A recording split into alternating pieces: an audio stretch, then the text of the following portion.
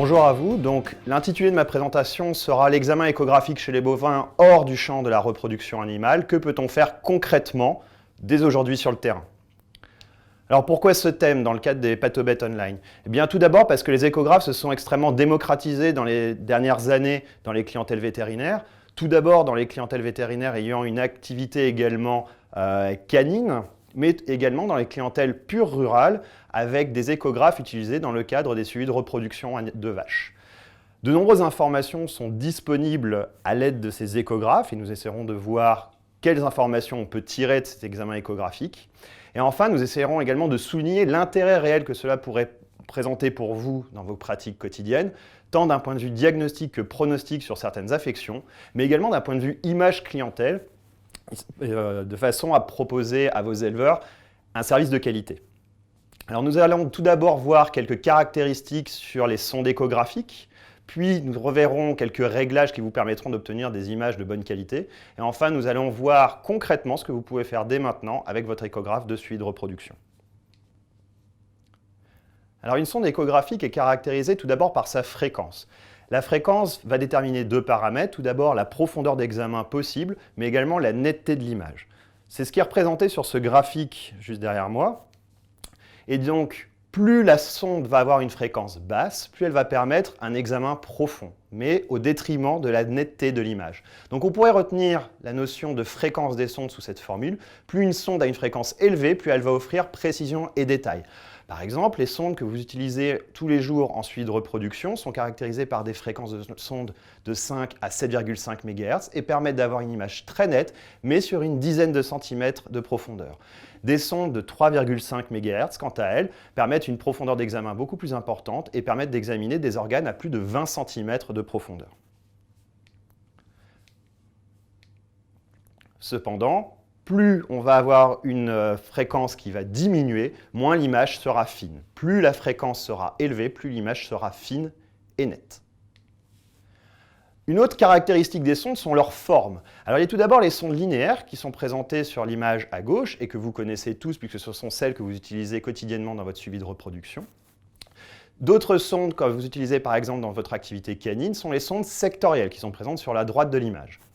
Chacune de ces sondes, en fonction de sa morphologie, va avoir un certain nombre d'avantages et d'inconvénients. Les sondes sectorielles sont des sondes qui sont beaucoup plus maniables dans les espaces, notamment intercostaux, dans les espaces réduits. Le contact est beaucoup plus net, mais il s'agit de sondes peu disponibles sur le terrain. Les sondes linéaires, quant à elles, sont beaucoup moins mobiles, notamment dans les espaces intercostaux, mais permettent des obtentions d'images très facilement, tout simplement parce qu'elles sont disponibles dans votre cabinet. En résumé, voici les différents organes que l'on peut examiner en échographie bovine. Et je vous ai représenté dans le tableau la fréquence de la sonde nécessaire pour examiner cet organe, également la forme de la sonde nécessaire. Et je vais vous souligner juste derrière les organes qui sont facilement accessibles avec vos sondes de suivi de reproduction, qui sont caractérisés par des fréquences comprises entre 5 et 7,5 MHz, et par une forme linéaire. Il s'agit de la plèvre et du poumon, du rein gauche et de la vessie, et de l'ombilic chez le veau. Tous les autres organes nécessitent des sondes spécifiques, caractérisées par des fréquences plus faibles et sont examinées plus facilement avec des sondes sectorielles. Donc nous allons, dans cet exposé, nous attarder sur les organes qui sont accessibles avec les sondes de suivi de reproduction. Alors nous allons maintenant parler des réglages et de la modalité pratique de réalisation d'un examen échographique, puis nous verrons quelques exemples. L'un des inconvénients très forts de l'échographie chez les animaux de production sont l'importance de la préparation qui sont des fois incompatibles avec votre pratique quotidienne. En effet, pour obtenir une image de bonne qualité, il est souvent nécessaire de réaliser une tonte de la zone d'intérêt, un dégraissage à l'alcool, éventuellement une application d'eau chaude pour détendre la peau et favoriser le contact du gel échographique. Cependant, avec certains des échographes qui sont actuellement disponibles sur le terrain, il est possible d'obtenir des images légèrement de moins bonne qualité, mais tout à fait faisables et interprétables sur le terrain, en appliquant directement de l'alcool sur le poil, ce qui vous permettra de réduire énormément votre temps d'examen. Quelques réglages d'intérêt maintenant. Je vais vous synthétiser les principaux. Vous devrez régler votre échographe afin notamment de faire varier la profondeur de l'examen. Alors pourquoi ce paramètre est très important? Celui-ci est illustré sur ces deux images de rein réalisées par voie transrectale.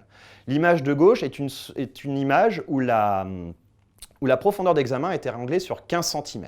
On aperçoit que le rein est finalement une petite partie de l'image et on peut très bien examiner tous les tissus qui sont situés tout autour.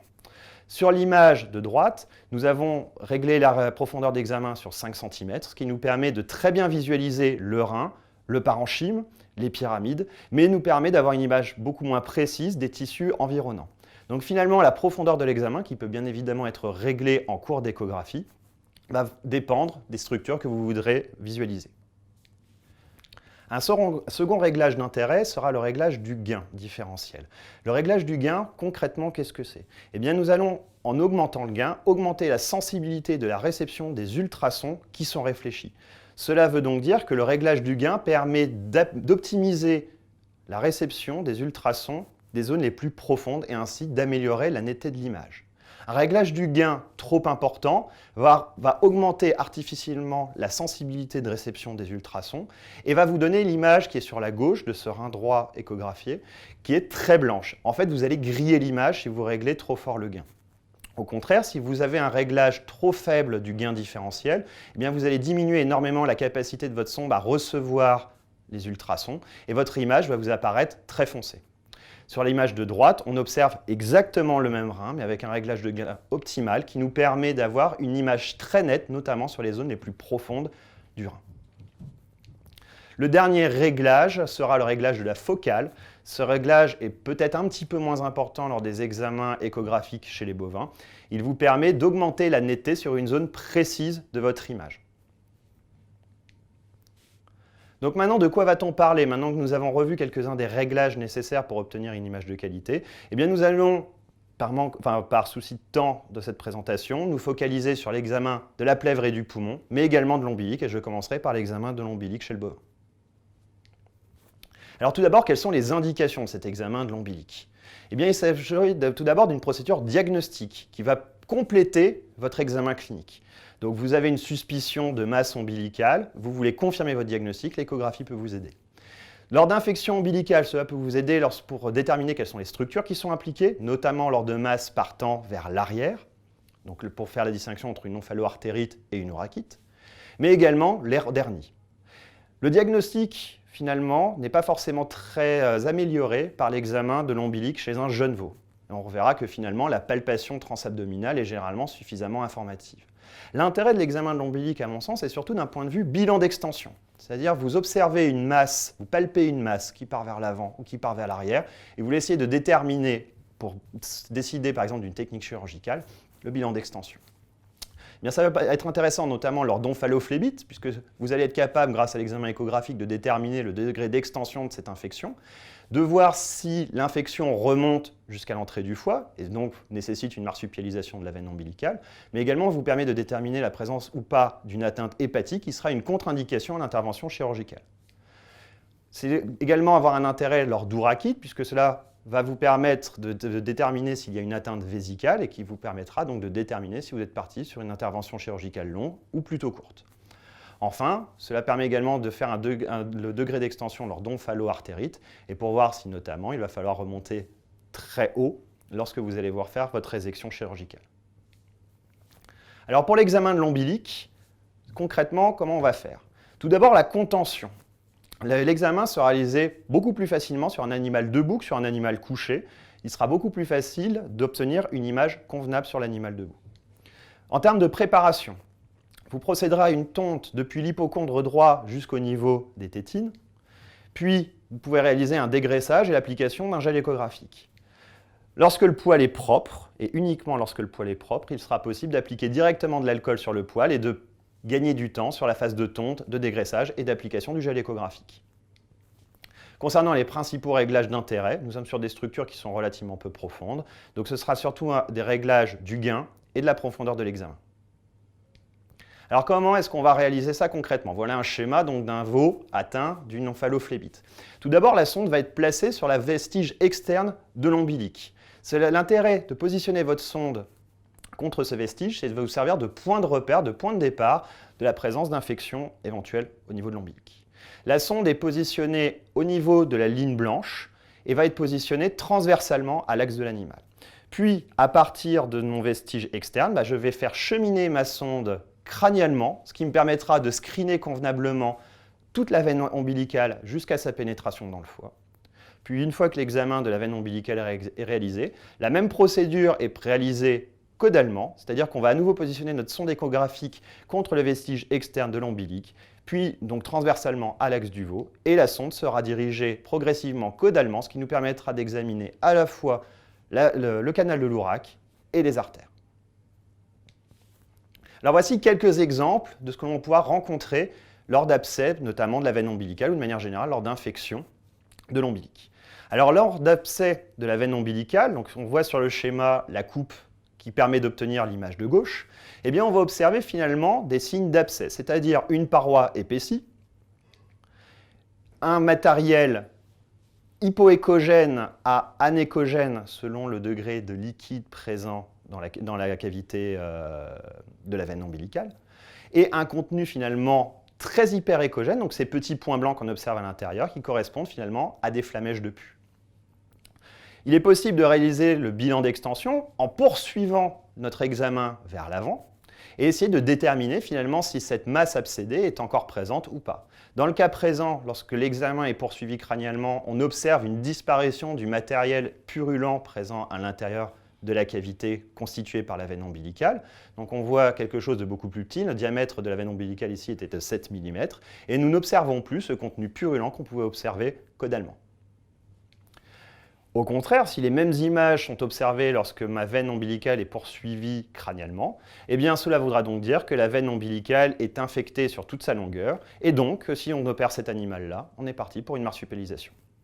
Il est également possible, lorsque la veine ombilicale est infectée jusqu'au niveau de l'entrée dans le parenchyme hépatique, de s'assurer de l'absence ou de la présence d'abcès hépatique, qui serait, lors de présence d'abcès hépatique, une contre-indication d'intervention chirurgicale. Voici un exemple de corrélation entre l'observation échographique et l'observation chirurgicale, donc pour vous montrer que finalement, on a une assez bonne corrélation entre les deux éléments.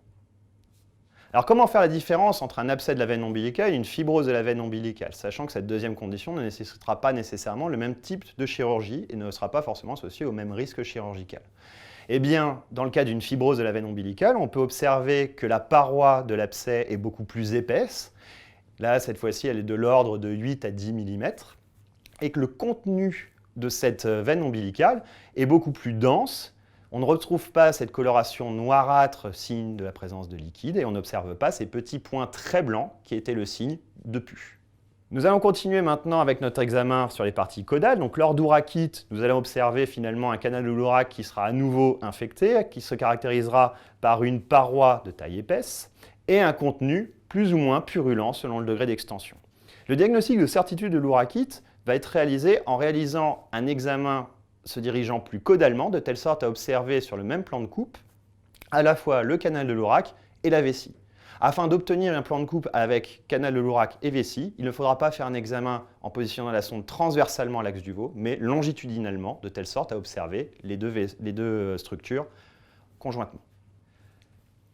Enfin, lors de la réalisation du diagnostic d'omphalo-artérite, on réalisera donc un examen et on observera à nouveau une structure caractéristique d'une structure ombilicale infectée qui se caractérise à la fois par une paroi épaisse et un contenu purulent. Cette fois-ci, nous ferons la distinction entre omphalo-artérite et ourachite, notamment sur cette image, puisque nous visualisons à la fois la structure ombilicale infectée et la vessie sur la même coupe transversale. Donc, ce qui est vraiment le signe qu'on est face à une structure qui n'est pas en continuité directe avec la vessie. Donc, dans le premier cas que je vous présente ici, seule une des deux artères était infectée. Et voici les images que l'on observera lorsque nous avons une infection des deux artères ombilicales conjointement. Donc, on observe sur cette image à la fois la vessie et les deux artères qui sont infectées. Une des secondes indications de l'échographie que vous pourrez réaliser dès demain avec votre échographe de suivi de reproduction est l'examen échographique du poumon. Alors, quels peuvent être les intérêts de l'examen échographique des poumons? Tout d'abord, il s'agit d'une évaluation, d'un système d'évaluation des problèmes respiratoires. Alors, un certain nombre de publications, plus ou moins récentes, font état d'une sensibilité extrêmement élevée de l'examen échographique des poumons pour détecter des problèmes respiratoires. Ainsi, une étude datant de 1998 a montré une sensibilité de 83% de l'examen échographique du poumon lorsqu'on le comparait aux données de nécropsie. Cette sensibilité, dans une publication un petit peu plus récente, datant de 2004, a même été portée jusqu'à 96%. La spécificité de l'examen échographique est également très élevée, avec une spécificité de près de 98%. Cependant, si cet intérêt est clair dans un certain nombre de publications, son intérêt réel sur le terrain va être à moduler. En effet, lors d'affections aiguës, son intérêt peut être beaucoup plus discutable puisque la clinique, puisque l'examen, notamment avec la prise de la température, l'auscultation, généralement est suffisant pour permettre un diagnostic. Par contre, l'examen échographique peut avoir un intérêt lors d'affections chroniques, notamment lorsque les signes cliniques sont intermittents ou lors de récidives fréquentes malgré les traitements antibiotiques. Tout simplement parce que cela peut avoir un aspect pédagogique pour l'éleveur. Et vous, à l'auscultation, vous êtes capable de dire cet animal présente des signes respiratoires en faveur d'une affection chronique. Eh bien, l'échographie va permettre de montrer à l'éleveur ce que vous entendez sur cet animal-là et permettra d'engager une conversation sur la nécessité ou non de mettre en place un traitement antibiotique sur cet animal, atteint notamment, par exemple, de consolidation du parenchyme pulmonaire. Alors, comment procéder à cet examen échographique du poumon? Deux possibilités. Si vous avez du temps, vous pouvez réaliser un examen complet et cette fois-ci, la zone d'intérêt sera relativement large. Il faudra réaliser un examen échographique tant côté gauche que côté droit. Et la zone de tonte sera délimitée caudalement par une ligne passant dorsalement par la 11e côte, par le milieu de la 9e côte et ventralement par la 7e côte. La zone d'intérêt est également délimitée ventralement par la ligne arrière du coude, crânialement par l'épaule et dorsalement par la partie la plus dorsale des côtes. Cependant, si jamais vous manquez de temps, il est également possible de réaliser un examen dit rapide qui se focalisera uniquement sur les zones où les lésions sont le plus probablement présentes, c'est-à-dire sur la partie ventrale de la zone précédente. Il est optimal de réaliser une tonde, un dégraissage et l'application de gel échographique. Néanmoins, dans un certain nombre de cas, vous pourrez déjà avoir un certain nombre de réponses en appliquant de l'alcool directement sur les poils. Alors voici les images qu'on va rencontrer lorsque nous échographions un poumon sain et des plèvres. Donc sur la gauche, vous voyez une coupe finalement de ce qu'on observera. Donc tout d'abord les muscles intercostaux, puis les plèvres, puis le parenchyme pulmonaire. Alors lorsque l'on échographie un poumon sain, qu'est-ce qu'on va observer? Eh bien pas grand-chose. C'est-à-dire que nous allons avoir toute une fraction du parenchyme pulmonaire qui sera totalement invisible, tout simplement parce qu'il est empli d'air et que les ultrasons sont renvoyés par l'air. Il est possible d'observer les muscles intercostaux, puis la plèvre. Cette plèvre va apparaître comme un trait très blanc donc, à l'examen échographique. C'est une séreuse et ça prend un aspect toujours très blanc. Puis, il est possible d'observer juste en dessous soit une image complètement noire, soit des artefacts de réverbération qui sont associés finalement à la composition réelle de la plèvre. En effet, la plèvre est constituée de deux feuillets pleuraux qui sont des structures hyperéchogènes. Et bien, lorsqu'on a deux surfaces hyperéchogènes accolées l'une à l'autre, on peut avoir un artefact dit de réverbération et qui va vous donner une image finalement dite en miroir, c'est-à-dire qu'on observe sous le trait de la plèvre ce qu'on appelle un artefact de réverbération, c'est-à-dire on réobserve les muscles intercostaux et une image de la plèvre. Donc voici les deux principales images qu'on rencontrerait sur un poumon sain, artefact de réverbération ou absence de visualisation du parenchyme pulmonaire. Lorsqu'on échographie les zones les plus caudales, en tout cas de la zone d'examen, il est possible d'observer les organes abdominaux. Par exemple, sur l'image échographique que je vous présente en ce moment, on observe la paroi du rumen et la rate, puisque l'examen avait été réalisé sur la partie caudale gauche du champ pulmonaire. Alors, quelles sont les anomalies qu'on va pouvoir visualiser en échographie? Tout d'abord, on va être capable de visualiser les épanchements pleuraux, ce que je vous ai représenté sur le schéma par l'espace en bleu. Donc, ces épanchements pleuraux peuvent être très liquidiens, plus ou moins tapissés d'un enduit fibrineux ou contenant des débris cellulaires. Et donc, qu'est-ce qu'on va observer en échographie? On va tout d'abord observer un dédoublement de nos deux feuillets pleuraux qu'on observe sur l'image échographique qui est juste derrière moi. Et à l'intérieur de ce dédoublement de la plèvre pariétale et de la plèvre viscérale, on va observer un contenu qui est hypoéchogène, qui correspond à du liquide pleural, qui est cette fois-ci tapissé de débris cellulaires. Et on observe sous la plèvre viscérale, à nouveau un artefact de réverbération et du parenchyme pulmonaire qui est non visible. Donc, ce qui veut dire que sur cet animal-là, on observait un épanchement pleural, mais qu'on n'observait pas de lésion au niveau du parenchyme pulmonaire. Donc vous pourrez suivre sur la séquence vidéo qui est actuellement présentée, donc finalement une image animée qui vous présente la visualisation de ces queues de comète qui apparaissent régulièrement au sein du parenchyme pulmonaire. Alors l'une des autres lésions qu'on va être capable de mettre en évidence par l'examen échographique du poumon seront les visualisations de lésions de consolidation pulmonaire, ce qui correspond également aux lésions d'hépatisation qui sont décrites en autopsie. Alors lorsque la lésion est située juste sous la plèvre, nous allons finalement être capable cette fois-ci d'observer le parenchyme pulmonaire, donc il va souvent apparaître sous une forme hypoéchogène avec des ponctuations très blanches en son sein. Et ces ponctuations très blanches sont liées à la présence d'air dans les bronches qui vont être très visualisées à l'examen échographique. Donc ici, sur les flèches blanches vous présentent ces petites lésions qu'on est capable d'observer au sein du parenchyme pulmonaire. Et contrairement aux images que nous avons vues jusqu'à présent, nous sommes cette fois-ci capables d'observer le poumon lésé. Voici un autre exemple. Donc cette fois-ci, à nouveau, on observe sur la partie droite de l'image finalement une structure hypoéchogène avec en son sein une structure anéchogène. Donc ça, nous étions face à un abcès pulmonaire qui était situé juste sous la plèvre. Et voici un autre exemple où cette fois-ci, on observe dans la partie la plus haute de l'image pulmonaire, des structures hypoéchogènes et des petites travées très blanches, très hyperéchogènes, qui correspondent finalement à des lésions de consolidation du parenchyme pulmonaire. Attention cependant, les lésions de consolidation du parenchyme pulmonaire ne sont pas observées systématiquement. En effet, il est nécessaire que la lésion soit située immédiatement sous la plèvre.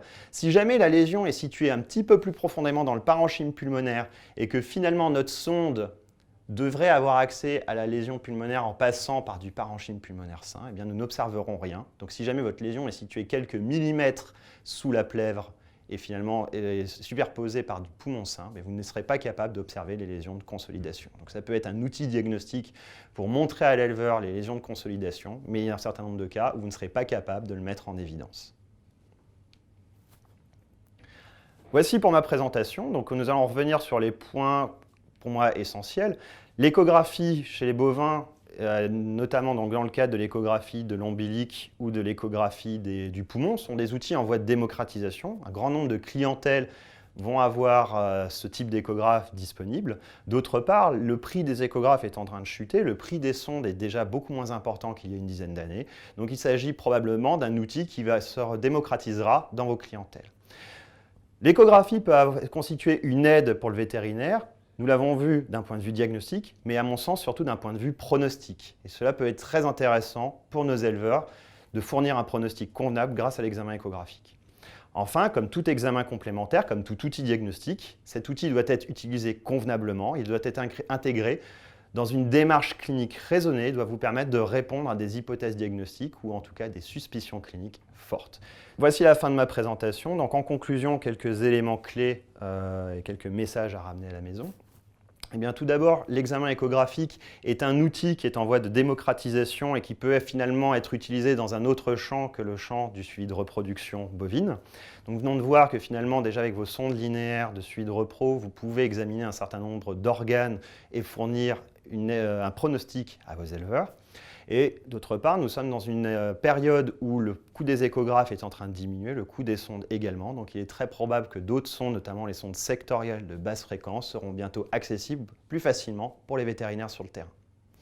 D'autre part, l'examen échographique va constituer une aide dans votre pratique de tous les jours, d'une part d'un point de vue diagnostique, mais à mon sens surtout d'un point de vue pronostic, puisqu'il permettra finalement de fournir une réponse à un éleveur. Est-ce que cet animal a besoin de traitement ou est-ce qu'on arrête les frais dessus? Cependant, comme tout outil, il faut l'utiliser convenablement et l'examen échographique doit être intégré dans votre démarche clinique si jamais vous voulez l'utiliser. Il ne peut pas se substituer à votre examen clinique ni à l'émission d'hypothèses diagnostiques. Je vous remercie de votre attention.